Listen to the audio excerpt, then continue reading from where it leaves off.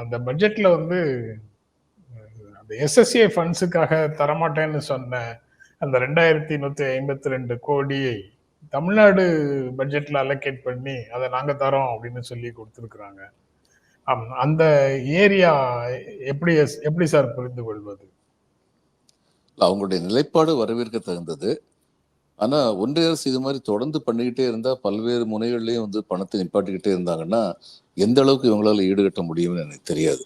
ஏன்னா தமிழ்நாடு அரசுடைய welfare projects வந்து ஆழமானவை, அகலமானவை. நிறைய அதுக்கு வந்து செலவழிக்கணும் அப்படிங்கிறதுல உறுதிப்பாடோடு இருக்காங்க. ஏன்னா இன்றைய தலைமுறைக்கும் எதிர்கால தலைமுறைக்கும் சேர்த்து திட்டமிடல் வேண்டும் அப்படின்னு யோசிக்கிறாங்க. அப்படி இருக்கும்போது இன்னைக்கு இதுல கொடுத்துட்டாங்க.